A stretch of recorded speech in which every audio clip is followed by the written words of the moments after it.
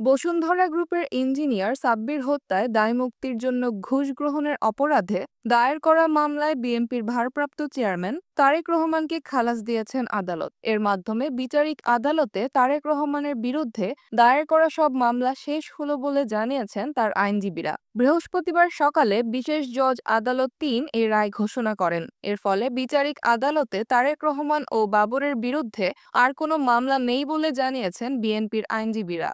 মামলার অভিযোগপত্রে বলা হয়েছে, বসুন্ধরা গ্রুপের পরিচালক ইঞ্জিনিয়ার সাব্বির হত্যা মামলার আসামি সাফিয়াত সোবাহান সানভীরকে দায় মুক্তি দেওয়ার উদ্দেশ্যে ২১ কোটি টাকা ঘুষ নেওয়া হয়। এতে ১/১১ সময়ে দুর্নীতি দমন কমিশন বাদী হয়ে মামলা করে।